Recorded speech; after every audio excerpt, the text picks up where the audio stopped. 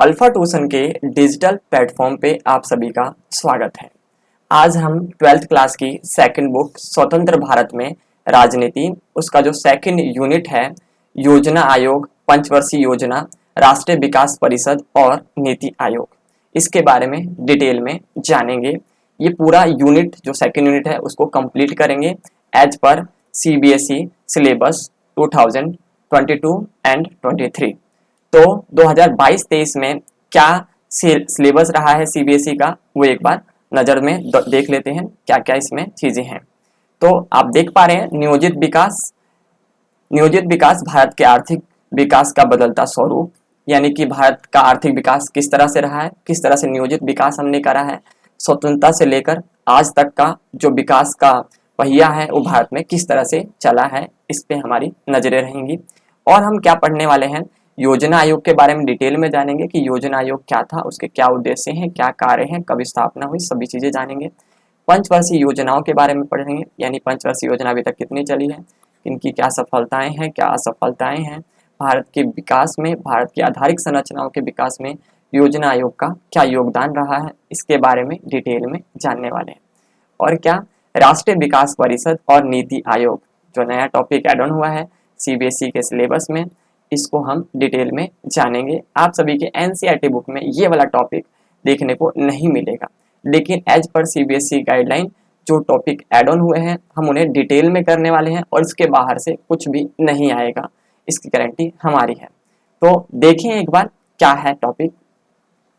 तो भारतीय आर्थिक विकास का बदलता स्वरूप, यानी भारतीय आर्थिक विकास किस तरह से बदला है, क्या विकास की स्थितियां रही हैं और कैसे कौन कौन से स्टेज पे हमने कितनी कितनी विकास करी हैं, इसको हम 3 स्तरों पे डिवाइड करते हैं। एक आज़ादी के समय हमारी आर्थिक स्थिति क्या थी, और आज़ादी के बाद 2 दशक के बाद हमने क्या क्या आर्थिक विकास करा, और 1991 जो हमारे लिए सबसे ज़्यादा महत्वपूर्ण रहा कि 1991 में हमने जो रिफॉर्म करे उसके क्या आउटकम निकल कर आए, क्योंकि हमारे यहाँ पे जो आर्थिक सुधार की जो बात की गई वो 1991 में की गई, जो LPG लाया गया। आगे बात करें तो आज़ादी 1947 के में भारत की आर्थिक दशा कैसी थी, यानी आज़ादी के वक्त भारत की आर्थिक दशा की बात करें तो 2 तरह से हम डिवाइड करते हैं। एक हमारी देश की आंतरिक दशा कैसी थी, जहाँ पे बेरोजगारी थी, गरीबी थी, राष्ट्रीय आय जो है निम्न हो चुका था, उद्योगों की नाम मात्र के उद्योग थे, उनका कुछ था ही नहीं। तो ये, और कृषि पता ही आप सभी को, निर्वाह के लिए कृषि की जाती थी। कृषि जो है व्यापारिक कृषि की तो हम सोचते भी नहीं थे, बस 2-3 फसलें उनकी व्यापारिक, वो भी अंग्रेज अपने फायदे के लिए वो करवाते थे। तो हमारी चाहे कृषि की बात करें, चाहे उद्योग की बात करें, राष्ट्रीय आय की बात करें, साक्षरता की बात करें, स्वास्थ्य सुविधाओं की बात करें, सभी के मामलों में भारत आजादी के वक्त निम्न स्तर पे था। अपने बाहरी स्थिति की बात करें तो उस समय विश्व में इकोनॉमिकल कंडीशन कैसी चल रही थी, तो आपको पता है, आप पॉलिटिकल के छात्र हैं, उस समय शीत युद्ध का दौर चल रहा था और पूरी दुनिया 2 खेमों में डिवाइड थी। अर्थव्यवस्था का जो शीत युद्ध का जो रीढ़ की हड्डी है वो क्या है, अर्थव्यवस्था था। अर्थव्यवस्था के जो मॉडल थे, विचारधाराएं थी, और इस विचारधाराओं के कारण ही दुनिया 2 खेमों में बटी हुई थी। तो आर्थिक रूप से भी दुनिया 2 खेमों में बटी हुई थी। जो आर्थिक विचारधारा थी आप सभी को पता है, जो एक तो USSR था और एक आपका था USA। तो दोनों की विचारधाराएं आपको पता है। जो USA है वो पूंजीवादी विचारधारा को लेकर चलने वाला था, जिसे पूंजीवादी उदारवादी कहा जाता है, और USSR था वो समाजवादी विचारधारा को लेकर चलने वाला था। जब भारत आजाद हुआ तो भारत के सामने चुनौती थी कि भारत जो है किस अर्थव्यवस्था को तजब्बु दे, किस अर्थव्यवस्था को लेकर आगे जाए। तो भारत ने जो है मिश्रित अर्थव्यवस्था का कॉन्सेप्ट अपनाया। इस मिश्रित अर्थव्यवस्था में आप देखेंगे कि दोनों ही अर्थव्यवस्थाओं, चाहे वो पूंजीवाद हो या समाजवाद हो, दोनों के ही अच्छे क्वालिटी का समावेश भारत में किया गया, और भारत ने एक नया जो है अर्थव्यवस्था को जन्म दिया जिसका नाम है मिश्रित अर्थव्यवस्था। और इसी को आधार बना के भारत 1991 तक अपने विकास का पहिया चलाता रहा। लेकिन 1991 के पश्चात भारत ने अपना जो है झुकाव पूंजीवाद की तरफ बढ़ा लिया। अगर मैं बात करूं तो भारत 1991 से पहले समाजवाद की तरफ झुका हुआ था। क्यों? क्योंकि भारत जो है आजाद हुआ, भारत का मेन मोटिव था लोगों का कल्याण करना, समाज का कल्याण करना। इसीलिए भारत का ज्यादा फोकस समाजवाद पे था, वहां के सार्वजनिक उद्योगों पे था। भारत अपने आप को सार्वजनिक जो उद्योग थे भारत के उनका विकास करना चाहता था। इसीलिए भारत जो है समाजवाद की तरफ झुका हुआ था। उसे उम्मीद थी कि अगर हम सार्वजनिक उद्योग को मजबूत कर दिया जाए, लोगों को रोजगार दे दिया जाए, तो हमारी अर्थव्यवस्था काफी तीव्र गति से आगे बढ़ सकती है। लेकिन ऐसा नहीं हुआ। सार्वजनिक उद्योगों के खराब प्रदर्शन के कारण देश में बढ़ते राजकोषीय घाटे और अन्य महत्वपूर्ण आर्थिक कारणों से भारत को अपनी नीति में चेंज करना पड़ा और इसके लिए विश्व बैंक की तरफ से, WTO की तरफ से भारत पर दबाव बनाए गए।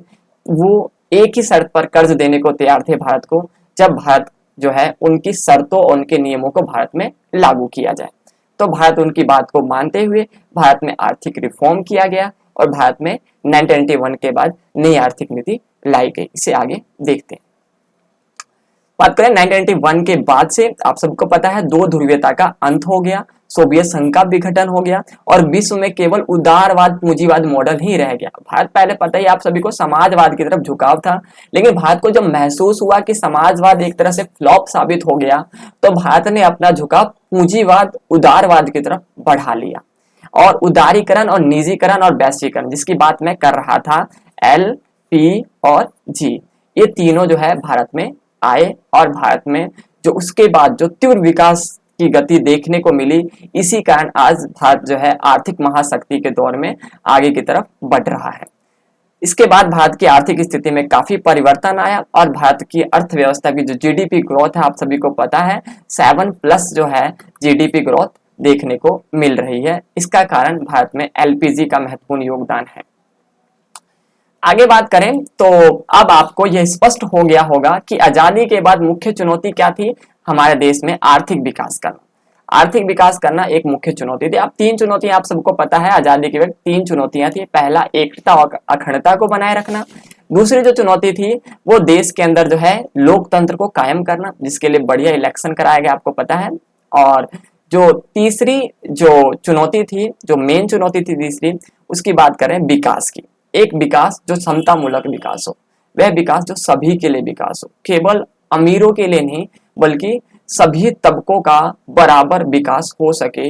इसको ध्यान में रखते हुए भारत में एक ऐसे मॉडल, एक ऐसे विकास प्रणाली की जरूरत थी ताकि सभी को समुचित लाभ मिल सके। इसीलिए विकास को प्राप्त करने के लिए भारत की परिस्थितियों के अनुरूप विकास के मॉडल को अपनाया गया, जो भारत के अनुरूप है, भारत की परिस्थितियों के अनुरूप है। इसी के अनुसार भारत में विकास का मॉडल अपनाया गया था। अब आपको बताते हैं कि विकास या आर्थिक समृद्धि और आर्थिक कल्याण को प्राप्त करने के लिए भारत द्वारा क्या तरीका अपनाया गया। भारत ने वो कौन से तरीके अपनाए ताकि आर्थिक समृद्धि कर सके और आर्थिक कल्याण किया जा सके। इसके लिए भारत ने कौन कौन से तरीके अपनाए, तो चलिए देखते हैं। भारत ने इसके लिए प्लानिंग करा, नियोजन करा। आप सभी को पता है कि भारत में जो है योजना आयोग की स्थापना की गई और इसी के अनुसार जो प्लानिंग था, पंचवर्षीय योजना, वो भारत में लेकर आया गया। इसके बारे में जानते हैं। तो भारत में आर्थिक नियोजन की बात जो है कोई नई नहीं है। जब पता है आप सभी को कि 1930 में आर्थिक जो है महामंदी पड़ा था, जिसमें अमेरिका और यूरोप जैसे महाशक्तियों की अर्थव्यवस्थाएं धराशायी हो गई थी। उस वक्त सोवियत संघ की जो अर्थव्यवस्था थी वो बनी रही थी। उसका मेन कारण था उसकी योजनाबद्ध अर्थव्यवस्था। उसकी अर्थव्यवस्था योजनाबद्ध थी, इसीलिए उसका इस आर्थिक मंदी पर कोई भी प्रभाव नहीं पड़ा। तो तभी से भारत के नेता ये जानते थे कि जब हम आजाद होने वाले हैं तो हम आजादी के बाद इस तरह की योजनाबद्ध अर्थव्यवस्था के जरिए अपने देश का विकास करेंगे। तो रूस की पंचवर्षीय योजनाओं की सफलता से भारत के नेता क्या थे, बहुत ज्यादा प्रभावित हुए थे। इसीलिए भारत ने वहां की जो पंचवर्षीय योजना थी, रसिया की जो पंचवर्षीय योजना थी, वो भारत में लागू किया गया। और भारत ने आजादी के बाद कौन सी अर्थव्यवस्था को अपनाया, नियोजित अर्थव्यवस्था को अपनाया। नियोजित अर्थव्यवस्था वही समाजवादी अर्थव्यवस्था है, लेकिन इसमें पूंजीवाद भी थोड़ा बहुत था, इसीलिए हमने इसे मिश्रित नाम दिया। लेकिन झुकाव किस तरफ था, समाजवाद की तरफ झुकाव था। 1991 से पहले झुकाव हमारा समाजवाद की तरफ था। मुंबई योजना एक आया था। मुंबई योजना क्या था आपको बता दें, 1944 में GD बिरला और अन्य उद्योगपतियों ने मिलकर एक योजना बनाई थी जिसे मुंबई योजना के नाम से जाना जाता है। 8 उद्योगपति इसमें शामिल थे, 8 ने मिलकर एक योजना बनाई। और इस जो है उद्योगों, इसमें उद्योगों को 2 श्रेणियों में बांटा गया था। एक वो बोल रहे थे कि एक बुनियादी उद्योग होंगे, बुनियादी मतलब आधारभूत, जो उद्योग दूसरे उद्योगों को आधार प्रदान करते हैं, यानी ऐसे उद्योग जो दूसरे उद्योगों के लिए प्रोडक्शन का काम कर रहे हैं। जैसे कि आपको बता दें, जो सड़क का निर्माण है, सड़क का निर्माण अत्यंत महत्वपूर्ण है, बिजली अत्यंत महत्वपूर्ण है, स्वास्थ्य सुविधाएं अत्यंत महत्वपूर्ण है, भारी उद्योग जो जिसके अंदर जो है मशीनें बनती है वो अत्यंत महत्वपूर्ण है। क्यों? क्योंकि इन्हीं के बदौलत बाकी उद्योग भी चल पाते हैं। इस तरह के उद्योग को आधारित उद्योग या बुनियादी उद्योग या आधारभूत ढांचा कहा जाता है। और एक सामान्य उपभोग जो है उद्योग होंगे, जिसमें उपभोग की वस्तुएं होंगी, उनका निर्माण कराया जाएगा जो देश की उपभोक्ताओं की जरूरत को पूरा करेगा। इसमें कहा गया कि बीमा कंपनी और बड़े उद्योग राज्य के अंतर्गत होंगे, ये भी इसके अंदर कहा गया था।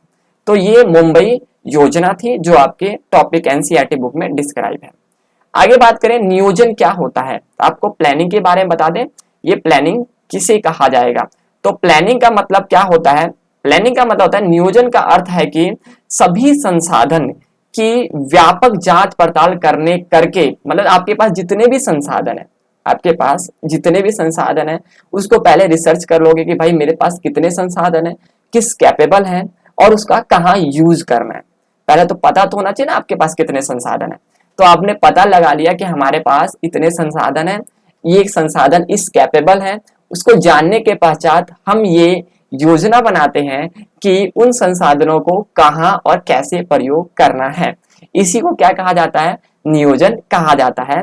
इसको उचित ढंग से उसका यूज करना ही क्या कहलाता है? नियोजन कहलाता है। आर्थिक क्षेत्र में इसका क्या मतलब है? आर्थिक क्षेत्र में मतलब की बात करा जाए तो आर्थिक क्षेत्र में इसका मतलब है उपलब्ध संसाधनों को व्यवस्थित तरीके से क्या करना, तरीके से विकास करना है। आपके पास जितने भी संसाधन है उसका एक सुव्यवस्थित तरीके से किस तरह से आप इस्तेमाल कर रहे हैं, इसे आर्थिक नियोजन के नाम से जाना जाएगा। नियोजन क्यों जरूरी है? तो उत्पादन में वृद्धि करने के लिए नियोजन की जरूरत होती है। इससे जो है हमारे पास जो संसाधन है अगर ठीक तरीके से यूज किया जाए तो हम उत्पादन में ज्यादा से ज्यादा बढ़ोतरी कर पाएंगे। रोजगार के अवसर उपलब्ध कराना भी जरूरी है, और अगर हमारे पास संसाधन को ठीक ढंग से यूज किया जाए तो रोजगार के अवसर में बढ़ोतरी की जा सकती है। आर्थिक समानता लाया जा सकता है और आर्थिक स्थिरता को प्राप्त किया जा सकता है। ठीक है, आर्थिक समानता भी ला सकते हैं। हमें पता ही है कि नियोजन को अगर हर जगह इक्वल डिस्ट्रीब्यूशन किया जाए जो संसाधनों का नियोजन के अंतर्गत, तो आर्थिक समानता भी ला सकते हैं। तो आर्थिक समानता, आर्थिक स्थिरता, ये नियोजन के क्या है? लक्ष्य भी कह सकते हो आप। आगे क्या है? नियोजन ही क्यों, भारत में नियोजन ही क्यों लाया गया, नियोजन की क्या पृष्ठभूमि है, तो उसकी बात करते हैं। तो नियोजन का विचार 1940 और 50 में पूरे विश्व में जन समर्थन इसे मिल रहा था। आपको पता ही है कि 1930 का जो आर्थिक महामंदी था उसमें सोवियत संघ को पता ही है, सोवियत संघ जो है एक था कि जो इससे परे रहा, इस आर्थिक महामंदी का उस पर कोई प्रभाव नहीं पड़ा। इसीलिए पूरे विश्व में इस तरह की अर्थव्यवस्थाओं की काफी तारीफ की जा रही थी। इसीलिए भारत में नियोजन को भी लाया गया और अलग अलग जगहों पे नियोजन की बात की गई और पूरा विश्व ही इसके पक्ष में चल रहा था। आगे बात करें, भारत में योजना आयोग के तहत जो है नियोजन लाया गया। ठीक है, ये योजना आयोग ही है जो पंचवर्षीय योजना को लागू कर रहा था। तो ये योजना आयोग के अंतर्गत सारा काम किया गया।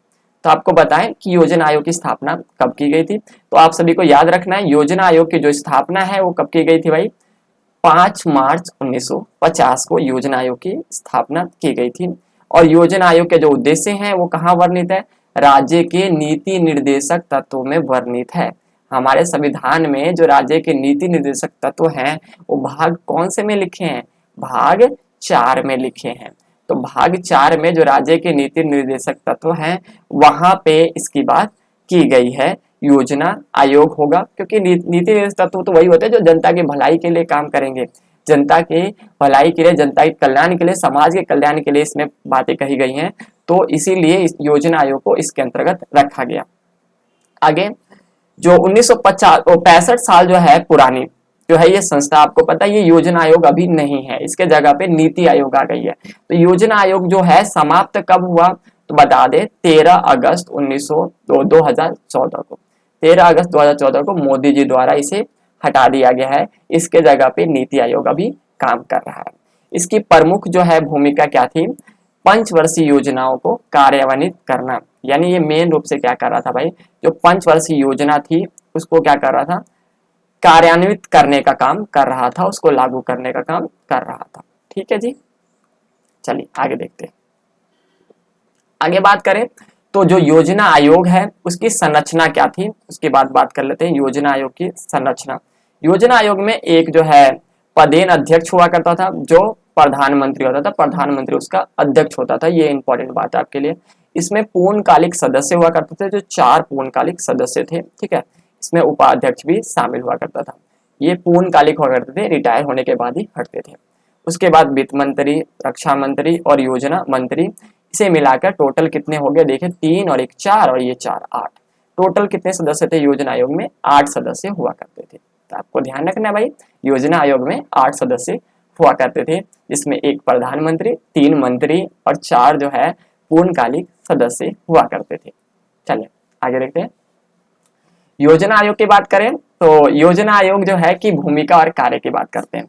योजना आयोग की क्या भूमिका थी और क्या कार्य थे। तो योजना आयोग सलाहकार भूमिका का निभाता था। इसकी सिफारिशें तभी प्रभावी होती थी जब मंत्रिमंडल उसे मंजूरी दे, यानी कि ये बता देता था योजना क्या है। अब मंत्रिमंडल उसे सिफारिश को मान लेता था तो लागू हो जाती थी, वरना नहीं, कोई दिक्कत नहीं।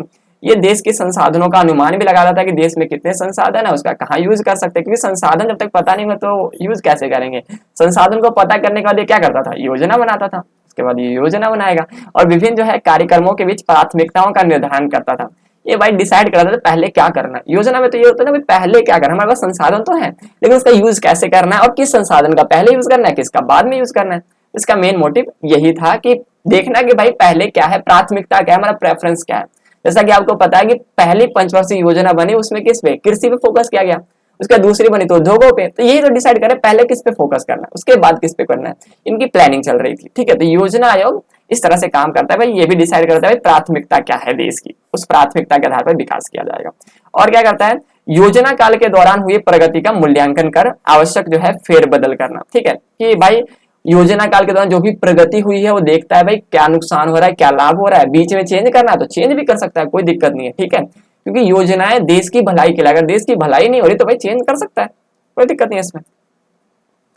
आगे देखते हैं प्रथम पंचवर्षीय योजना क्या थी। आपको पता है भारत में योजना आयोग की स्थापना 1950 में हो गई। पहली पंचवर्षीय योजना जो है कब से कब तक चली भाई, 1951 से 56 के बीच चली थी। पहली पंचवर्षीय योजना बात करूं तो 1951 से 56 के बीच चली थी पहली पंचवर्षीय योजना। ठीक है, तो ये याद रखें भाई, 51 से 56 पहली पंचवर्षीय योजना चली। पहली पंचवर्षीय योजना में किस पे ज्यादा फोकस किया गया, तो भाई कृषि पे ज्यादा फोकस किया गया था। ये चीज याद रखें, पहली पंचवर्षीय योजना में कृषि पे ज्यादा फोकस किया गया था। इसमें सिंचाई और बिजली परियोजना इस पे ज्यादा फोकस किया, सिंचाई कैसे बढ़ाया जाए, भाखला नागल बांध इसी बनाया गया था। इसका जो मूल मंत्र है, एक चीज याद रखें, इसका जो मूल मंत्र है वो क्या है, मूल मंत्र इसका भाई धीरज था। धीरज, मूल मंत्र धीरज था, क्योंकि कृषि का उत्पादन हो रहा है तो क्या होगा, टाइम लगेगा ना, तो हमें धीरज रखना था कि अभी आए हैं तो विकास करने में टाइम लगेगा। इसका मूल मंत्र आप सभी को याद रखना है, इसका मूल मंत्र क्या है, धीरज। ठीक है, आगे देखते हैं दूसरी पंचवर्षीय योजना। दूसरी पंचवर्षीय योजना इस व्यक्ति के नेतृत्व में आई थी। ये महान व्यक्ति आप जानते हैं, PC Mahalanobis. PC Mahalanobis economics के बहुत बड़े ज्ञाता है पीसी महालनोबिस, और इन्हीं के नेतृत्व में क्या बनाई गई, दूसरी पंचवर्षीय योजना बनाई गई।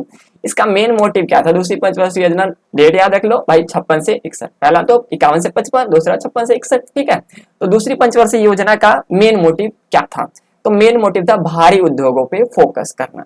ठीक है, आप सभी याद रखेंगे, जो दूसरी पंचवर्षीय योजना थी, जैसे आपको चित्र में दिख रहा है, इस तरह के भारी उद्योगों की स्थापना करना और तीव्र से तीव्र गति से विकास करना। क्योंकि पहला था धीरे विकास करना और दूसरा तीव्र विकास करना, क्योंकि उद्योग में फटाफट काम होता है। ठीक है, तो चीजें फटाफट तुम्हें मिलेंगी।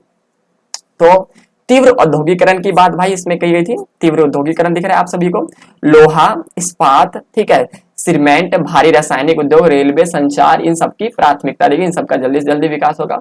इनमें कहा गया कि 5 वर्षों में राष्ट्रीय आय में 25% की वृद्धि कर दी जाएगी, ये इसका लक्ष्य था। और रोजगार में बहुत ज्यादा बढ़ोतरी, क्योंकि पता है उद्योग की स्थापना हो रही है तो रोजगार में काफी बढ़ोतरी देखने को मिलेगी। लेकिन इसकी समस्याएं भी थी कि हमारे पास टेक्नोलॉजी बढ़िया किस्म की नहीं थी, और टेक्नोलॉजी मंगाने के लिए हमें क्या चाहिए, विदेशों से मंगाना पड़ेगा, तो विदेशी मुद्रा भंडार बहुत ज्यादा चाहिए। और अभी अभी आजाद हुए तो विदेशी मुद्रा भंडार का हमारे पास स्टॉक नहीं था, तो ये काफी ज्यादा हमें इसके कारण क्या मिला, हमें बहुत सारी समस्याएं देखने को मिली, और जो हम लक्ष्य चाहते थे वो लक्ष्य उस तरह का अचीवमेंट नहीं कर पाए। ठीक है, आगे भारत में योजना को लागू करने के लिए और योजना बनाने के लिए अलग अलग संस्थाएं हैं जो सीबीएसई के सिलेबस में दिया गया है। वो क्या क्या है जिनके बारे में हम मेनली पढ़ने वाले हैं, जो आज के लेक्चर का थीम है वो आपको बता देते हैं। आज हम नीति आयोग योजना आयोग के बारे में बहुत डिटेल में जानकारी ले लेंगे। विकास परिषद, राष्ट्रीय विकास परिषद एनडीसी क्या होता है, एनडीसी क्या होता है, नेशनल डेवलपमेंट काउंसिल क्या होता है, इसके बारे में जानेंगे। और नीति आयोग के बारे में जानेंगे, national institute for transforming India, इसके फुल फॉर्म, और साथ ही इसमें बहुत इसके कार्य क्या है, क्या उद्देश्य हैं, क्यों स्थापना हुई, सब चीज जानने वाले हैं। ठीक है, तो पहला अपना टॉपिक है राष्ट्रीय विकास परिषद, इसके बारे में जान लेते हैं। राष्ट्रीय विकास परिषद क्या है, नेशनल डेवलपमेंट काउंसिल यानी कि एनडीसी क्या है। एनडीसी का फुल फॉर्म याद रख लें भाई, नेशनल डेवलपमेंट काउंसिल, एनडीसी। ठीक है, एनडीसी नेशनल डेवलपमेंट काउंसिल का, तो इसका लोगो देख लिया आपने भाई। नेशनल डेवलपमेंट जो है राष्ट्रीय विकास परिषद का दर्जा क्या है, कैसे स्थापना है, इसको बता देते हैं आपको। तो इसकी जो स्थापना है पहली पंचवर्षीय योजना के दौरान की गई थी। ठीक है, पहली पंचवर्षीय योजना के दौरान इसकी स्थापना की गई थी, आप सभी याद रख लें, पहली पंचवर्षीय योजना के दौरान। ठीक है, भारत सरकार द्वारा इसकी स्थापना कभी 6 अगस्त 1952 को इसकी स्थापना करी गई। तो याद रखोगे, भारत सरकार द्वारा इसकी स्थापना की गई, कब की गई, 6 अगस्त 1952 को इसकी स्थापना की गई, राष्ट्रीय विकास परिषद एनडीसी। एनडीसी की स्थापना 6 अगस्त 1952, याद रख ले। आपको बता दे, ये ना तो संवैधानिक है और ना ही विधायी है, ये ना तो संवैधानिक है और ना ही क्या है, विधायी है। इसीलिए मोदी जी ने कोई भी कानून पास किए बगैर इसको हटा दिया। ठीक है, योजना आयोग को बिना कोई कानून पास किए हटा दिया, नीति आयोग को ला दिया। क्यों? क्योंकि ना तो ये संवैधानिक था और ना ही विधायी निकाय था। तो याद रखें, जो राष्ट्रीय विकास परिषद है वो क्या है, ना तो संवैधानिक है, ना तो संवैधानिक है और ना ही क्या है, विधायी है। संविधान के अकॉर्डिंग भी नहीं है, ना इसका कानून पास किया गया है, कानून पास करके इसको बनाया गया है। ठीक है, याद रखें इस बात को। 1952 से 2012 तक इसमें टोटल कितने बैठकें हो चुकी हैं, 57 बैठकें हो चुकी हैं। याद रखें, 2012 तक इसकी 57 बैठकें हो चुकी थी। और वो बता दें, अंतिम बैठक कब हुई थी, 2012 में हुई थी, मुंबई में इसकी अंतिम बैठक हुई थी। और ये क्या है, आर्थिक मामलों में निर्णय लेने वाला क्या है, सर्वोच्च संस्था है। और ये किसके साथ मिलकर काम करता है भाई, योजना आयोग के साथ मिलकर काम करता था। 2012 में इसकी अंतिम बैठक हुई थी, ये खत्म हो चुका है। ठीक है, आगे बात करें तो इसका एक लिंक कैसे है योजना आयोग के साथ, प्लानिंग कमीशन ऑफ इंडिया के साथ एनडीसी का लिंक कैसे है भाई, एनडीसी का लिंक कैसे है। तो योजना आयोग क्या करता है, ब्लूप्रिंट तैयार करता है। योजना आयोग ब्लूप्रिंट तैयार करता है, किसका, योजना का। और इसको अंतिम स्वीकृति किसके द्वारा दी जाती है, एनडीसी द्वारा दी जाती है। और इसकी सहमति के बाद योजना कार्यान्वित होगा, वरना इसकी सहमति के बगैर योजना कार्यान्वित नहीं होने वाला है। यानी कि अगर योजना को लागू करना है तो इसकी सहमति जरूरी है। तो पता चला क्या लिंक है, क्या है, तैयार तो उसने करा लेकिन अंतिम सहमति इसी की होने वाली है, उसके बाद काम चलेगा। ठीक है, तो राष्ट्रीय विकास परिषद की संरचना की बात करें तो इसका प्रधानमंत्री क्या होता है, अध्यक्ष होता है। प्रधानमंत्री इसका अध्यक्ष है। सभी केंद्रीय जो है मंत्री जो होते हैं इसमें शामिल होते हैं। लेकिन 1961 से इसमें सुधार किया गया, रिफॉर्म किया गया था, याद रखें 1961 में राष्ट्रीय विकास परिषद का रिफॉर्म किया गया, जो रिफॉर्म काफी महत्वपूर्ण रहा। उसी के बाद से सभी केंद्रीय मंत्रिमंडल जो केंद्रीय मंत्री हैं वो इसके सदस्य कहलाएंगे। राज्यों के सभी राज्यों के मुख्यमंत्री भी क्या थे, इसके सदस्य होते हैं। और सभी संघ शासित प्रदेशों के मुख्यमंत्री और प्रशासक इसके सदस्य होते हैं। और योजना आयोग के सदस्य जो वर्तमान में नीति आयोग है, तो योजना आयोग के जो सदस्य हुए वो भी इसकी संरचना के अंतर्गत आते हैं, इसके भाग होते हैं। तो आपको पता चल रहा है इसके कौन कौन से भाग हैं। प्रधानमंत्री, सभी केंद्रीय मंत्री, मुख्यमंत्री, यूटीज के भी मुख्यमंत्री और योजना आयोग के सदस्य भी इसके सदस्य कहलाते हैं। एनडीसी की स्थापना क्यों की गई, तो आपको पता है इसमें ज्यादा लोग शामिल है, उसमें 8 लोग शामिल थे, इसमें बहुत ज्यादा लोग शामिल है। तो क्या मतलब है इसका, इसका मतलब यह है कि ये सभी को लेकर, सभी की राय को ले रहा है, राज्य को भी कंक्लूड कर रहा है। तो राज्य और केंद्र के बीच जो है एक शक्तियों का जो बंटवारा है उस कॉन्सेप्ट को भी आगे बढ़ा रहा है, यानी संघवाद को भी बढ़ावा दे रहा है, शक्तियों के विभाजन को भी ध्यान में इसमें रखा जा रहा है। ठीक है, राज्यों की जो भागीदारी है वो भी इसमें सुनिश्चित हो रही है। देख पा रहे हैं आप कि ये शक्तियों के बंटवारे को भी ध्यान में रखकर इसको बनाया गया था, और राज्य की जो भागीदारी है वो ये सुनिश्चित कर रहा है। और केंद्र सरकार और राज्य सरकार के बीच, केंद्र और राज्य सरकार के बीच जो है क्या करा, राष्ट्रीय विकास से संबंधित जो कार्य हैं उसको पूर्ण करने में घनिष्ठ संबंध का एक मंच प्रोवाइड कराता है एनडीसी। तो एनडीसी काफी महत्वपूर्ण है शक्तियों के बंटवारे के लिए, क्योंकि शक्तियों का बंटवारा नहीं होगा तो राज्य इनकी बात क्यों मानेंगे, और राज्य जो है क्या चाहते हैं, उनको भी पार्टिसिपेट करने का ज्यादा से ज्यादा मौका मिलना चाहिए। राज्य स्वायत्तता चाहते थे, इसी को समाप्त करने के लिए कि राज्य को स्वायत्तता दिया जाए, इसी के लिए एनडीसी आया था। ठीक है, आगे इसके क्या उद्देश्य है, तो आपको बता ही दिया, राज्यों का सहयोग प्राप्त करना। मेन उद्देश्य क्या है इसका, राज्यों का क्या करना, सहयोग प्राप्त करना। योजनाओं का समर्थन में राष्ट्र के प्रयासों और संसाधनों को सुदृढ़ और गतिशील प्रदान करना। ठीक है, कि संसाधनों को कैसे सुदृढ़ और गतिशील बढ़ाया जाए, संसाधनों का उचित प्रयोग कैसे किया जाए, ये इसका उद्देश्य है।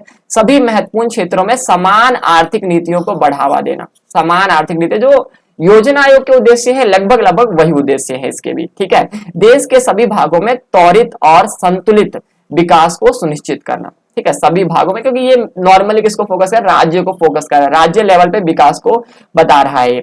और नागरिकों के जीवन स्तर को ऊंचा उठाना, प्रति व्यक्ति आय को बढ़ाना, ये सारे योजना आयोग के क्या है, उद्देश्य हैं। तो उसी को लिख सकते हैं, योजना आयोग के उद्देश्य भी यही है कि नागरिकों के जीवन स्तर को ऊंचा उठाया जाए, प्रति व्यक्ति आय को बढ़ाया जाए, देश के संसाधनों का समुचित प्रयोग किया जाए और देश के जो हर एक भाग का विकास करा जाए। यही बातें हैं, कॉमन सी बातें इसमें। इसके कार्य क्या है, राष्ट्रीय योजना की जानकारी के लिए दिशा निर्देश निर्धारित करना। भाई राष्ट्रीय जो योजना है इसके लिए जो है मार्ग निर्देश यानी दिशा निर्देश निर्धारित करना, ये इसका मेन कार्य है। योजना आयोग द्वारा तैयार की गई जो है राष्ट्रीय योजना है, आपको पता है उस पे ये क्या करता है, विचार विमर्श करता है। ठीक है, कि जो भी उसके द्वारा नीति निर्धारित की जाती है उस पे विचार विमर्श करता है, और योजनाओं को क्रियान्वित करने की अपेक्षित संसाधनों का आकलन करना और उसको बढ़ाने के लिए उपाय भी सुझाता है कि जो योजना क्रियान्वित करनी है उसके लिए क्या क्या संसाधन चाहिए, उस संसाधन को कैसे बढ़ाया जा सकता है, इसकी बात करता है। राष्ट्रीय विकास परिषद को प्रभावित करने के वाले सामाजिक, आर्थिक और महत्वपूर्ण विषयों पर विचार करता है कि वो कौन कौन से विषय हैं जो राष्ट्रीय विकास को प्रभावित कर सकते हैं, चाहे आर्थिक हो या सामाजिक हो, उस पर विचार विमर्श करने का काम कर रहा है। राष्ट्रीय योजना से संबंधित कार्यों को समय समय पर समीक्षा भी करता है। ठीक है, ये समीक्षा करने का काम करता है। राष्ट्रीय योजना में निर्धारित उद्देश्यों और लक्ष्यों को प्राप्ति का सुझाव देता है। तो नॉर्मल चीजें हैं, आप इसे 3-4 पॉइंट या बना के याद कर लें। ठीक है, इतना ज्यादा पॉइंट टू पॉइंट जाने की जरूरत नहीं है, सारा एक ही जैसा लगभग लग रहा है। देखिए कि दिशा निर्देश जारी करना, योजना आयोग का सहयोग करना जो उसने करा है, उसके बाद उसकी समीक्षा करना और संसाधनों को क्रियान्वित कैसे किया जाए। जो योजना आयोग ने राष्ट्र के विकास के लिए जो योजना बनाई है उसको क्रियान्वित करने के लिए जो संसाधन चाहिए उसको जुटाने का काम करता है, उसको बढ़ाने का काम करता है। और देश के जो विकास है, विकास जो प्रभावित करने वाले, देश के विकास को प्रभावित करने वाले कारक है, उसके बारे में अध्ययन करता है कि कौन कौन से सामाजिक कारण जो देश के विकास विकास को प्रभावित कर सकते हैं और उसके बारे में सुझाव देता है। और जो योजना आयोग, जो राष्ट्रीय योजना आयोग है, वो जो कार्य कर रहा है उसकी समीक्षा भी करता है कि वो कार्य कैसे कर रहा है, और राष्ट्रीय योजना के निर्धारित उद्देश्यों और प्राप्ति के लिए जो उद्देश्य हैं और उद्देश्यों की कितनी प्राप्ति हुई है उसके लिए सुझाव भी देता है। बात करें तो पंचवर्षीय योजना का प्रारूप, जो पंचवर्षीय योजना चाहे नीति आयोग द्वारा तैयार की जा रही हो, चाहे हम पंचवर्षीय जो योजना आयोग द्वारा तैयार की जा रही है, उसे केंद्रीय मंत्रिमंडल क्या देता है, पहले जो है उसका समर्थन करता है। समर्थन करने के बाद वो एनडीसी के पास जाता है। एनडीसी उसको समर्थन करने के बाद आगे जाएगा संसद के पास, फिर संसद उसे स्वीकृति देगी, फिर वो अप्लाई होने वाला है। तो ये पूरा स्ट्रक्चर आप देख रहे हैं यहाँ पे, ये पूरा स्ट्रक्चर ये बताता है कि किस तरह से कोई भी योजना भारत में लागू होती है। आगे बात करते हैं, आगे बात कर रहे हैं योजना आयोग द्वारा तैयार पंचवर्षीय योजना के बदलते के जो है प्रारूप के पहले केंद्रीय मंत्रिमंडल को प्रस्तुत किया जाता है। यही चीजें यहाँ पे बताई गई कि पहले योजना जो आता है वो केंद्रीय मंत्रिमंडल के पास जाता है। मंत्रिमंडल अगर उसे स्वीकृत कर दिया तो किसके पास जाएगा भाई, राष्ट्रीय विकास परिषद के पास जाएगा, और राष्ट्रीय विकास परिषद ने अगर उसे स्वीकृत दे दिया तो कहाँ जाएगा, संसद के पास जाएगा, और संसद ने उसे अगर स्वीकृत दे दिया तो भारत के राजपत्र में उसे प्रकाशित किया जाएगा और उसे अप्लाई कर दिया जाएगा, और फिर उसको देखा जाएगा भाई कितना है कितना नहीं है। आगे बात करें तो राष्ट्रीय विकास परिषद जो है योजना आयोग के परामर्श निकाय के रूप में सूचीबद्ध किया गया है। ठीक है, ये योजना आयोग के क्या है, परामर्श निकाय के रूप में सूचीबद्ध किया गया है। इसकी जो अनुशंसाएं हैं वो क्या नहीं है, बाध्यकारी नहीं है, इसकी अनुशंसाएं बाध्यकारी नहीं है। यानी राष्ट्रीय विकास परिषद को योजना आयोग के परामर्श निकाय के रूप में सूचीबद्ध किया गया है। इसकी अनुशंसाएं जो है बाध्यकारी नहीं होंगी कि मानो या ना मानो, ऐसा है, कंपल्सरी नहीं मानना है। यह परिषद केंद्र और राज्य के बीच अपनी अनुशंसाएं करता है। ठीक है, केंद्र राज्य को अपनी अनुशंसाएं करती है यानी देती है। प्रति वर्ष जो है इसका कम से कम 2 बैठक होनी अनिवार्य है। ये इंपॉर्टेंट लाइन है भाई, इसे नोट करें आप सभी कि प्रति वर्ष इसकी कम से कम 2 बैठकें होनी अनिवार्य हैं। ठीक है, ये बात कहा गया, तो ये इंपॉर्टेंट रहेगा कितनी बैठकें होनी अनिवार्य हैं। एनडीसी का पुनः गठन आपको बताया था 1967 के अक्टूबर में इसका पुनः गठन किया गया। ये इंपॉर्टेंट याद रख लें आप सभी, अक्टूबर 1967 में इसका क्या किया गया था भाई, पुनः गठन किया गया था। प्रशासनिक इसमें सुधार किया गया था और नए कार्यों को नए सिरे से उसको परिभाषित करने का काम किया गया। ठीक है, एनडीसी को योजना के निर्धारण में महत्वपूर्ण जो है दृष्टिकोण की एक रूपता और कार्य संचालन में समानता को स्थापित किया। एनडीसी के मुख्यमंत्री की सदस्यता के कारण योजना के निर्माण में राज्यों और एक से अधिक की स्वीकृति प्राप्त होनी थी। पता चल गया, मुख्यमंत्री को भी एड ऑन किया गया इसमें, यूटीज के जो मुख्यमंत्री हैं उसको भी एड ऑन किया गया। इससे क्या होगा, इससे ये होने वाला था कि जो योजना बनेगी उसमें हर एक जो राज्य हैं उनके प्रतिनिधि आएंगे, तो उनके राज्य में किस तरह का विकास होना चाहिए, और जो निष्कर्ष निकलेगा वो ज्यादा क्या होगा, लोकतांत्रिक होगा और संघवाद को बढ़ावा देने वाला होगा, जो भारत के लिए काफी बेटर होने वाला था। आगे क्या है, नीति आयोग, और नीति आयोग के बारे में चर्चा कर लेते हैं। अभी तक हमने एनडीसी के बारे में चर्चा कि एनडीसी क्या है, एनडीसी के क्या कार्य हैं, एनडीसी की स्थापना कब हुई, एनडीसी को कब खत्म किया गया, इसकी अंतिम बैठक कब हुई थी, एनडीसी के बारे में हमने चर्चा कर ली है। अब बात करते हैं किसके बारे में, नीति आयोग के बारे में।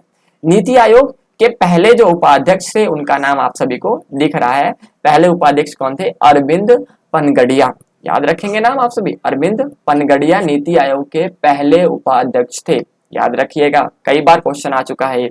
ठीक है, और वर्तमान में कौन है, सुमन बैरी, वर्तमान में भाई सुमन बैरी हैं। इससे पहले राजीव कुमार थे, ये पुराना डाटा है, आप इस डाटा को करेक्ट कर लें। अभी जो बने हैं जिनका नाम है सुमन बैरी, राजीव कुमार नहीं लिखना है, सुमन बैरी अभी के हैं, याद रखें। आगे, सत्ता में परिवर्तन होने के बाद, पता ही है सत्ता में परिवर्तन हुआ 10 साल पश्चात और मोदी की सरकार आई। तो मोदी के सरकार के आने के पश्चात 1 जनवरी 2015 को उसने क्या करा, नाम बदलने की खासियत आप सभी जानते हैं कि नाम बदल दो, उसने योजना आयोग को हटाया और उसके जगह पे क्या आ गया, नीति आयोग आ गया। और नीति आयोग का मेन फोकस क्या है, हालांकि योजना आयोग बता था आप सभी को काम ठीक कर रहा था और जो एनडीसी है उसको संघवाद रूप दिया हुआ था, लेकिन योजना आयोग उतना संघवाद को बढ़ावा देने वाला नहीं था। तो इसीलिए इसके स्थान पर एक ऐसी संस्था की जरूरत थी जो संघवाद की भावना से कार्य करे। तो इसीलिए नीति आयोग आया। नीति आयोग संघवाद की भावना से काम करता है और ये जमीनी स्तर पे काम करता है, इसीलिए जरूरी था नीति आयोग। हालांकि उसको भी ऐसा रिफॉर्म किया जा सकता था, पर नया नाम रखा गया मोदी जी द्वारा, ठीक है।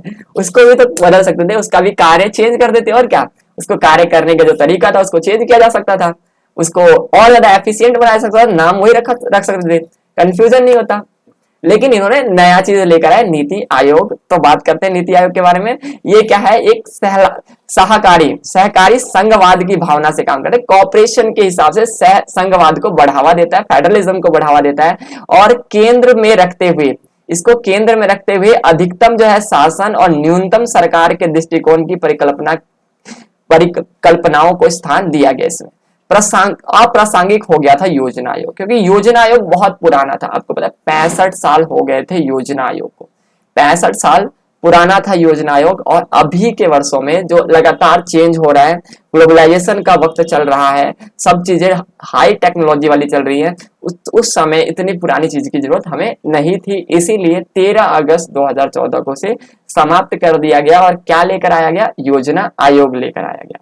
भारत जो है विविधता वाला देश था और राज्यों के आर्थिक विकास के विभिन्न चरण में थे, अपनी अपनी भिन्न ताकतों और कमजोरियां थी, इसीलिए योजना आयोग को लेकर आया गया ताकि राज्य विशेष पर, क्षेत्र विशेष पर पार्टिकुलरली ध्यान दिया जा सके। यानी क्षेत्र विशेष पर किस तरह से उनके लिए स्पेशल विकास योजनाएं बनाई जाए, इसके लिए काम करता है नीति आयोग। आगे बात करें तो आर्थिक नियोजन के लिए सभी पर एक जो है प्रारूप लागू हो, यह धारणा गलत है। योजना आयोग सभी पर एक जैसा प्रारूप लेकर आ रहा था, लेकिन नीति आयोग अलग अलग काम करता है। नीति आयोग बताया आपको ग्राउंड लेवल पे काम करने के लिए लाया गया। तो आज के वैश्विक अर्थव्यवस्था में भारत की प्रतिस्पर्धा के लिए तैयार तौर पर स्थापित नहीं कर सकता था, यानी योजना आयोग है ऐसा नहीं कर पाता कि आज का जो हाई कंपटीशन का जो एरा चल रहा है, इस एरा में हमें एक बदलते हुए इंडिया की बदलते हुए कमीशन की जरूरत थी, इसीलिए नीति आयोग आया। ठीक है, ये भी आपको बता दें तो ये भी संविधान नोतर निकाय और सलाहकारी निकाय है। ठीक है, यानी कि ये क्या है, संविधान के अनुसार नहीं है और एक सलाहकारी है, इसकी बातें मानना ना मानना वो डिपेंड कर रहा है। ठीक है, कि बातें कैसी हैं, कंपलसरी नहीं है। संविधान नोतर है, योजना आयोग भी क्या था, संविधान नोतर था, यानी गैर संवैधानिक निकाय था, ये भी एक गैर संवैधानिक निकाय है। योजना आयोग भी एक सलाहकारी था, सिर्फ सलाह दे सकता था, ये भी क्या है, एक सलाहकारी है, ये भी सलाह दे सकता है, यानी उसी को रिप्लेस किया गया है, ना ही इसकी शक्तियों को बढ़ाया गया है। आगे बात करें तो नीति आयोग क्यों, क्या जरूरत थी, आपको बता ही दिया। भूमंडलीकरण वैश्वीकरण का युग चल रहा है, वर्तमान में नई नई चुनौतियां हैं हमारे पास, उससे निपटने में योजना आयोग क्या था, असमर्थ था, वो पुराना हो चुका था। देश के राजनीतिक, आर्थिक और सामाजिक तकनीकी स्थितियों में लगातार क्या आ रहा है, परिवर्तन आ रहा है, उसके लिए हमें एक नए आयोग की जरूरत थी। अब देश विकासशील देशों से विकसित बनने की ओर अग्रसर है। अब हमारा देश पता ही आपको तीव्र गति से विकास कर रहा है, देश की जीडीपी तीव्र गति से, आर्थिक पावर हम बन रहे हैं, तो एक नए आयोग की जरूरत है जो हमें और तीव्र गति से एनर्जी प्रोवाइड कराए। आगे इसीलिए हमने किसकी स्थापना करी भाई, नीति आयोग की स्थापना की। 15 अगस्त 2014 को योजना आयोग के उन्मूलन की बात की गई, किसके द्वारा, मोदी जी द्वारा, कि योजना आयोग क्या हो गया है, समाप्त हो गया है, योजना आयोग समाप्त हो गया है, उसके जगह पे क्या आ गया है बताएं, तो नीति आयोग आ गया है। तो नीति आयोग की संरचना की बात करें तो नीति आयोग में सेम वही चीजें होंगी, कुछ चीजें अलग है, देखें लेकिन यहाँ पे अध्यक्ष कौन होगा, प्रधानमंत्री। ठीक है, उपाध्यक्ष कौन होगा, प्रधानमंत्री द्वारा नियुक्त किया जाएगा जो उपाध्यक्ष होगा। ठीक है, वो प्रधानमंत्री द्वारा नियुक्त किया गया और ये परमानेंट होगा। ठीक है, और ये टेम्परेरी है भाई, प्रधानमंत्री बताइए चले जाएंगे, 5 साल बाद चले जाएंगे। ठीक है, ये परमानेंट रहेगा। संचालन परिषद की बात करें तो सभी राज्यों और मुख्यमंत्री और केंद्र शासित प्रदेशों के राज्यपाल ये सभी इसके अंदर शामिल होंगे। सभी मुख्यमंत्री और केंद्र शासित प्रदेश के मुख्यमंत्री और राज्यपाल भी इसमें शामिल होते हैं। और क्या है, क्षेत्रीय परिषद की स्थापना की गई, विशेष क्षेत्रीय मुद्दों से संबंधित जो है कार्यों के लिए प्रधानमंत्री और उसके द्वारा जो है नामित व्यक्ति मुख्यमंत्री राज्यपालों की बैठक की अध्यक्षता करता है। तटस्थ सदस्यता भी, तटस्थ सदस्यता वाले भी इसमें रखा गया कि अग्रणी आधुनिक जो अनुसंधान संस्थानों से बारी बारी 2 जो है पदेन सदस्य आएंगे इसके अंदर। और तटस्थ जो है पदेन सदस्यता की बात करें तो प्रधानमंत्री द्वारा नामित केंद्रीय मंत्रिमंडल अधिकतम जो है 4 सदस्य इसके अंदर शामिल होते हैं। और मुख्य कार्यकारिणी अधिकारी यानी सीईओ भारत सरकार के सचिव, जैसे प्रधानमंत्री द्वारा एक निश्चित कार्यकाल के लिए नियुक्त किया जाता है इसका सचिव। और विशेष आमंत्रण पे भी बुलाए जा सकते हैं, अलग अलग विशेषज्ञ को, विभिन्न क्षेत्रों के विशेषज्ञ को इसमें बुलाया जा सकता है। तो आप इसमें खास बात क्या देख रहे हैं? खास बात यह है कि इसमें सभी राज्यों को क्षेत्र के लेवल पे और अन्य अनुसंधान और विशेषज्ञों को भी इसमें इनवाइट किया गया, ताकि जो प्लानिंग बने वो एक एक्यूरेट प्लानिंग बने और देश के भविष्य को ध्यान में रखते हुए प्लानिंग बनाया जा सके। ये इसकी खास बात थी। संघवाद को बहुत बेटरली और लोकतंत्र को बहुत बेटरली जो है इसके अंदर समझा जा सकता है। इस कॉन्सेप्ट पर आधारित था नीति आयोग। चलिए आगे देखते हैं। नीति आयोग के 2 प्रमुख हब हैं, कई बार एग्जाम में आ चुका है, आपको बता दें 2 प्रमुख हब नीति आयोग के कौन से हैं? 2 प्रमुख हब देखिए, टीम इंडिया हब, पहला है टीम इंडिया हब, राज्यों और केंद्र के बीच इंटरफेस का काम करता है टीम इंडिया हब, यानी दोनों के बीच जो है फेस का काम करता है। समझ रहे हैं इस बात को? यानी केंद्र राज्य को एक साथ लेकर चल रहा है और संघवाद को बढ़ावा दे रहा है। दूसरा इसका जो हब है उसका नाम क्या है? ज्ञान और नवोन्मेष, यानी कि नॉलेज और इनोवेशन की बात हो रही है यहाँ पे, नॉलेज और इनोवेशन हब। ये नीति आयोग को थिंक टैंक के रूप में कार्य करते हैं। इंपॉर्टेंट है, नीति आयोग किस रूप में कार्य करता है? थिंक टैंक के रूप में। नीति आयोग के कितने हब है? 2 हब है, टीम इंडिया हब और ज्ञान और नवोन्मेष हब, यानी नॉलेज और इनोवेशन हब। याद रखें 2 हब है। नीति आयोग ने 3 दस्तावेज जारी करे हैं। इंपॉर्टेंट है, नीति आयोग ने कितने दस्तावेज जारी करे हैं? 3। एक दस्तावेज में 3 वर्षीय कार्य का एजेंडा है, एक में 7 वर्षीय कार्य का एजेंडा है और एक में 15 वर्षीय जो लक्ष्य है नीति आयोग का वो बताया गया है। तो 3 क्या है इसके? 3 दस्तावेज हैं, 3 वर्ष, 7 वर्ष और 15 वर्ष। 2 क्या है इसके? हब हैं। पहला हब क्या है? Team India hub. दूसरा हब क्या है? Knowledge and innovation hub. और नॉलेज और इनोवेशन हब किस रूप में कार्य करता है? थिंक टैंक के रूप में कार्य करता है। और टीम इंडिया हब किसके रूप में कार्य करता है? याद करें, केंद्र और राज्यों के बीच इंटरफेस बनाने का काम करता है। तो ये दोनों चीजें आपको क्या करना है? याद रखना है। आगे देखें, नीति आयोग की मुख्य विशेषताएं क्या है? तो राष्ट्रीय सुरक्षा और आर्थिक नीतियों के बीच सामंजस्य स्थापित करना। आज देख रहे हैं आप सभी, हम रक्षा के उपकरण में काफी आगे बढ़ रहे हैं, हमारा रक्षा बजट भी काफी ज्यादा है। आप सभी को पता है कि हमारा रक्षा बजट दुनिया के 3रा सबसे बड़ा बजट बन गया है। तो क्यों हम इसी उपलक्ष्य में आगे बढ़ रहे हैं कि राष्ट्र नीतियां, राष्ट्र की सुरक्षा नीति और आर्थिक नीति दोनों के बीच सामंजस्य विस्थापित करने का काम कौन कर रहा है? नीति आयोग कर रहा है। सामरिक क्षेत्र में नीति संगत कार्यक्रमों का दीर्घकालीन ढांचा एक तैयार कर रहा है, ये भी इंपॉर्टेंट है। और नीति आयोग क्या है? ये इंपॉर्टेंट याद रखें भाई। नीति आयोग और योजना आयोग में सबसे बढ़िया अगर अंतर बात करूं तो NITI Aayog bottom to up approach से काम करता है, यानी कि बॉटम से अप की तरफ जाने का प्रयास करता है। हमारा फोकस नीति आयोग में, हमारा फोकस क्या है? नीति आयोग में हमारा फोकस है जमीनी स्तर से काम करना, उस विकास को ऊपर तक लेके जाना। और योजना आयोग में क्या है? योजना आयोग तो बात कर रहा था, ऊपर से प्लानिंग बनती है, ऊपर से आते आते नीचे विकास होगा, जो कभी होता ही नहीं था। ऊपर का विकास हो जाता था, नीचे जमीनी स्तर पर विकास का कोई असर देखने को नहीं मिलता था। लेकिन नीति आयोग आने के बाद आप अपने गांव के हालात देख सकते हैं, बहुत ज्यादा सुधरे हैं, क्योंकि नीति आयोग इसी पे काम करता है, बॉटम पे काम कर रहा है और बॉटम से अप पे जाना है। तो बॉटम अप अप्रोच काम कर रहा है नीति आयोग, ये थिंक टैंक के रूप में काम कर रहा है। आप अपने गांव के हालात को देखकर अंदाजा लगा सकते हैं कि आने वाले सालों में और कितना डेवलप हो सकता है, या पिछले 10 सालों में कितना डेवलपमेंट हुआ है। 10 साल जब से नीति आयोग है तब से देखें, मोदी सरकार आई तब से देखें कि गांव का कितना ज्यादा डेवलपमेंट हुआ है। ये नीति आयोग का अप्रोच है। चले आगे देखते हैं। नीति आयोग के उद्देश्य राज्यों के सक्रिय भागीदारी को सुनिश्चित करना, आपको पता है, सशक्त राज्य बनाना, और सशक्त राज्य के बाद ही सशक्त जो है राष्ट्र का निर्माण हो सकता है। राष्ट्र राज्यों से बना है, राष्ट्र मजबूत हो जाएगा, गांव मजबूत हो जाएंगे तो देश अपने आप मजबूत होने वाला है। गांव को मजबूत करना जरूरी है, राज्य को मजबूत करना जरूरी है, देश अपने आप मजबूत हो जाएगा। इसी को लेकर काम कर रहा है कौन? नीति आयोग। जो क्षेत्र विशेष रूप से आयोग को निर्दिष्ट किए गए हैं उनकी आर्थिक नीतियों और देश की राष्ट्रीय सुरक्षा हितों को सम्मिलित करने का क्या करता है? ये सुनिश्चित करता है। ठीक है, संघवाद को बढ़ावा देने की बात कहता है।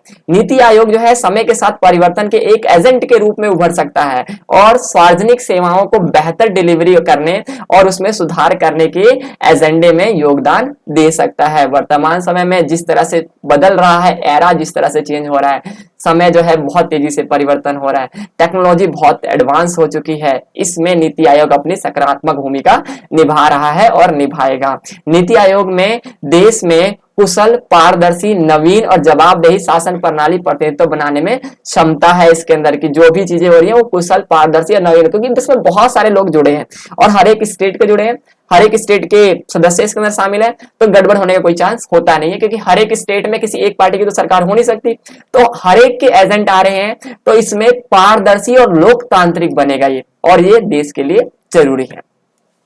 योजना आयोग की तुलना में नीति आयोग को अधिक विश्वसनीय बनाने के लिए इसे बजटीय प्रावधानों से स्वतंत्र होना चाहिए और ये योजना और गैर योजना के रूप में कार्य नहीं बल्कि राजस्व और पूंजीगत व्यय की स्वतंत्रता के रूप में भी होना चाहिए।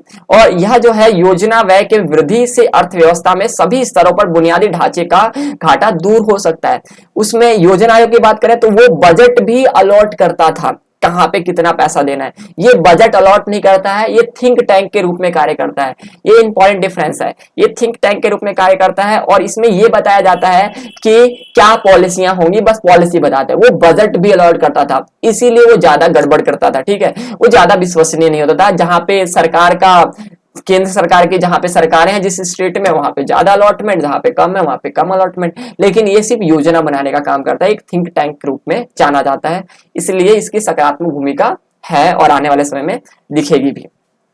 आगे नीति आयोग और योजना आयोग में क्या अंतर है? अंतर की बात कर ले तो पहला बताया आपने कि भाई नीति आयोग क्या करता है, एक सलाहकारी जो है, नीति आयोग एक सलाहकारी थिंक टैंक के रूप में कार्य करता है। आपको बताया ना, थिंक टैंक के रूप में कार्य करता है, जबकि योजना आयोग क्या है, एक संवैधानिक निकाय के रूप में कार्य करता था और इसे जो है, जबकि इसे ऐसा दर्जा नहीं मिला हुआ था। ठीक है, इसे ऐसा थिंक टैंक का कोई दर्जा नहीं मिला था। यह जो है सहकारी जो है संघवाद की भावना में कार्य करता है। ये किस में बात करता है? संघवाद की भावना में काम करता है और यह जो है राज्य के समान भागीदारी को क्या करता है? सुनिश्चित करता है। इसमें राज्यों का क्या होगा? समान भागीदारी होगा। ठीक है, यहाँ पे देखें ये सलाहकार के रूप में काम करता है। संवैधानिक यहाँ पे मिसप्रिंट हो रखा है, आप इसे देखें, सलाहकार के रूप में कार्य करता है। आगे बात करें तो इसमें बताया मैंने कि संघवाद के रूप में काम करता है, राज्यों की भागीदारी इसमें सुनिश्चित होती है। इसे बात करें तो इसकी आर्थिक योजना बैठकों में राज्यों की भागीदारी बहुत कम रहती है, मतलब इसमें संघवाद ज्यादा नहीं, राज्यों की भागीदारी कम है। आपको पता है 8 सदस्य थे इसके। प्रधानमंत्री द्वारा नियुक्त सचिव सीओई के रूप में काम करता है। इसमें सचिवों को सामान्य प्रक्रिया के माध्यम से नियुक्त किया जाता था, ये प्रधानमंत्री द्वारा नियुक्त होगा। तो जो सरकार में है उसी के द्वारा नियुक्त हो रहा है, तो बेटरली वो सुझाव देगा और प्रधानमंत्री उसे मानेगा भी, तो इसकी योजनाएं बहुत जल्दी लागू होंगी। और ये सामान्य प्रक्रिया के माध्यम से नियुक्त होता है तो उतना ज्यादा इफेक्टिव नहीं होने वाला है, शायद उनमें दोनों में जो है ठीक ना चले मामला, तो योजनाएं रुक जाती है। आगे क्या है? बॉटम अप अप्रोच पे कार्य करता है। जैसे आपको बताया मैंने, ये बॉटम अप अप्रोच के रूप में काम करता है, जमीनी स्तर पे पहले काम करता है, ऊपर बाद में पहुंचेगा। और ये टॉप डाउन बॉटम पे काम करता है, टॉप डाउन अप्रोच है इसका भाई। ठीक है, टॉप पे काम करेगा फिर नीचे आएगा, तो वो ज्यादा इफेक्टिव नहीं होता है। आगे इस जो है, इसे नीतियां लागू करने का अधिकार नहीं था। इंपॉर्टेंट है भाई, ये नीतियां लागू नहीं करता है, ये क्या करता है? सिर्फ सुझाव देता है। थिंक टैंक इसी तरह नाम नहीं है इसका, ये सुझाव देने का काम करता है और ये राज्यों के लिए नीतियां बनाता है और उसे जो है स्वीकृत परियोजनाओं के लिए धन आवंटित करता है। ये गड़बड़ थी बस यहाँ पे, देखो ये धन आवंटित करने का काम करता था कौन? योजना आयोग। और ये धन आवंटित करने की कोई पावर इसके पास नहीं थी। यानी यहाँ देखें अगला, इसे धन आवंटित करने की कोई शक्ति नहीं थी जो वित्त मंत्री में निहित है। ठीक है, वित्त मंत्री में पता है वित्त मंत्री अलॉट करेगा, इसमें ऐसी कोई शक्ति निहित नहीं है, इसमें ऐसा था।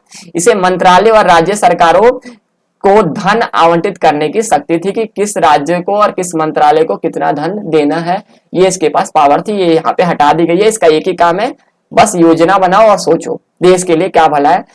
धन देना वित्त मंत्री का काम है। ठीक है, यह सदस्य, आगे बात करें तो यह जो है सदस्यों की व्यापक विशेषज्ञता पर बल देता है। इंपॉर्टेंट है भाई, आपको पता है इसमें विशेषज्ञ शामिल है, विशेषज्ञ शामिल होते हैं, अपने अपने फील्ड के जो एक्सपर्टीज हैं वो इसके अंदर शामिल होते हैं और वो बढ़िया नीतियां बना पाएंगे।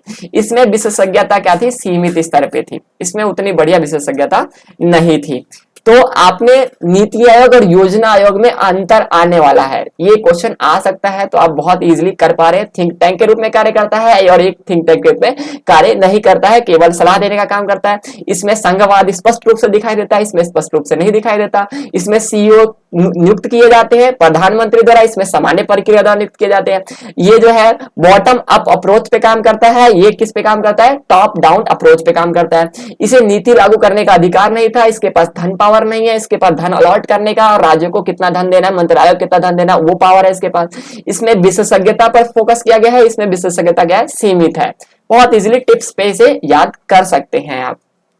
आगे बात करें नीति आयोग और योजना आयोग में और अंतर देखते हैं तो निर्णय स्थानीय स्तर पर लिए जाते हैं। आपको पता है अलग अलग इसके संस्थाएं हैं और स्थानीय स्तर की भी कुछ संस्थाएं हैं, तो स्थानीय स्तर पे इसमें निर्णय लिए जाते हैं। केंद्रीय स्तर पे भाई इसमें निर्णय लिए जाते हैं केंद्र के द्वारा, और केंद्र ऊपर से नीचे की तरफ जा रहे हैं, नीचे से ऊपर जा रहा है, तो स्थानीय स्तर इंपॉर्टेंट है इसके लिए।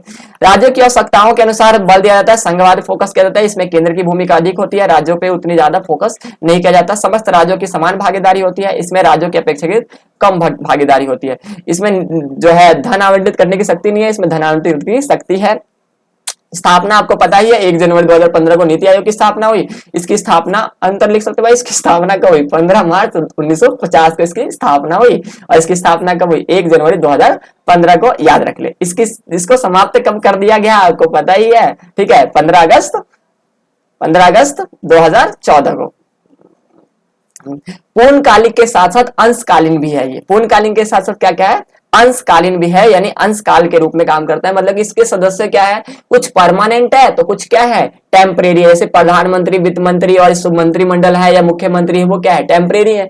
लेकिन इसमें कुछ स्थायी सदस्य को रखा गया, जैसे सचिव है वो स्थायी रहेगा, या फिर जो है जो आपके जो अन्य सदस्य जो एक्सपर्टीज हैं, विशेषज्ञ है अलग अलग फील्ड के, वो भी क्या रहने वाले हैं, वो भी स्थायी रहने वाले हैं।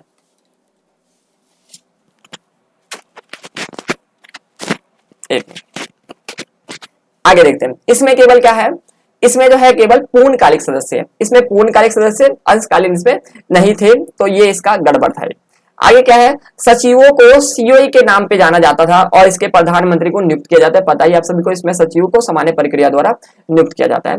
नीति आयोग योजना आयोग में और अंतर बात करें तो ये गवर्निंग काउंसिल के रूप में राज्यों के मुख्यमंत्री और राज्यपाल भी इसमें शामिल होते हैं। इसमें राज्य के मुख्यमंत्री और राज्यपाल को अपनी रिपोर्ट जो है, जैसे इसमें जो है एनडीसी इसके साथ मिलकर काम करता था, योजना आयोग के साथ एनडीसी मिलकर काम करता था।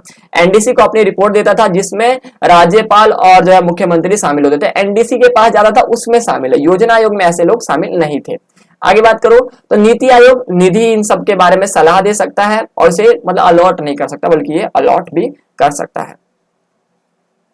तो ये आपका जो है यहाँ पे नीति आयोग और योजना आयोग में जो अंतर है वो आपने स्पष्ट रूप में जान लिया कि योजना आयोग क्या है, नीति आयोग क्या है, उसके अंतर क्या है।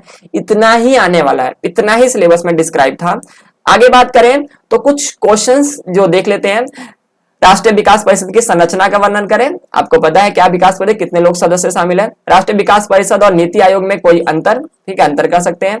नीति आयोग के प्रमुख कार्यों का वर्णन करें। अभी इतने सारे कार्य हमने देख लिए, इसकी स्थापना की हुई, बहुत सारे रीजन हमने जाने, और राष्ट्रीय विकास परिषद की प्रासंगिकता पर वर्णन करें। पता ही है नीति आयोग उतना ज्यादा संघवाद नहीं था, तो इसे लाया गया संघवाद बनाने के लिए, और बहुत सारे कारण थे, आप जान गए हैं ये सारे कारण। चर्चा करेंगे, टाइम बहुत ज्यादा लगने वाला है, तो ये क्वेश्चंस आप रिटर्न में करके देख सकते हैं, प्रैक्टिस हो जाएगी और एग्जाम में आपको लिखना ही है। तो ये क्वेश्चंस आपके लिए बहुत हेल्पफुल रहने वाले हैं प्रैक्टिस करने के लिए।